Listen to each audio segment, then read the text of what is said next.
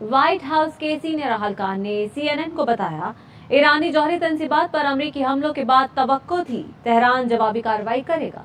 अहलकार ने 2002 में अमरीकी फजाई हमले में मारे गए ईरानी कमांडर कासिम सुलेमानी का हवाला दिया और कहा, मालूम था जवाबी कार्रवाई होगी, जैसे कासिम सुलेमानी के बाद उनका रद्द अमल आया था। अहलकार ने कहा, इब्तदाई मालूमात यही हैं, ईरान के मिसाइल अपने मतलूबा अहदाफ तक नहीं पहुंचे। कतर की वजारत दिफा ने बताया, उसके फजाई दिफाई निजाम ने अमरीकी एयरबेस पर ईरानी मिसाइल हमले को रोक दिया।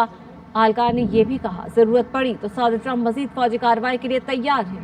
कौमी सलामती के हुकाम से मुशावरत के बाद सूरत हाल तब्दील हो सकती है। कतर के लिए उड़ान भरने वाले लेबनानी वजीर आजम के तैयारे की बहरीन में लैंडिंग। ईरानी हमले से पहले कतर की फ़ज़ाई हुदूद बंद होने पर तैयारे को रुख मोड़ना पड़ा। लेबनानी हुकाम ने बताया, वजीर आजम नवाफ सलाम ईरानी हमले के वक्त कतर के सफ़र पर थे। लेबनानी वजीर आजम इस वक्त बहरीन में मौजूद हैं।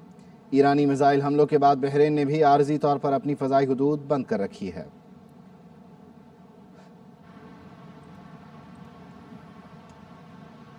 और आपको बताएं कि मशरिक़ वुस्ता की मौजूदा सूरत हाल की वजह से पाकिस्तानी परवाजें मुतासिर हुई हैं। लाहौर, इस्लामाबाद, कराची से मुत्तहिदा अरब इमारात और सऊदी अरब जाने वाली परवाजों का रुख मोड़ दिया गया है। मजीद क्या तफसीलात जानेंगे मोहम्मद सलाहुद्दीन से, बताएगा सलाहुद्दीन। देखिए, बिल्कुल दोहा में अमरीकी एयरबेस पर ईरानी हमले के बाद सितंबर में फ्लाइट शेड्यूल बुरी तरीके से मुतासर हुआ है और मौजूदा सूरत हाल पर लाहौर, इस्लामाबाद और कराची से यूएई और सऊदीया जाने वाली परवाजों का रुख मोड़ दिया गया है। 5 परवाजें कराची एयरपोर्ट पर उतारी गई हैं, 3 लाहौर की फ्लाइटें थी जो मशरिक़ वस्ता जा रही थी और 2 इस्लामाबाद से परवाजें जा रही थी, वो उतारी गई हैं। कराची से मदीना जाने वाली PIE की परवाज PK743 का रुख वापस कराची के लिए मोड़ा गया। इस्लामाबाद से रियाद जाने वाली एयर सयाल की परवाज की PF7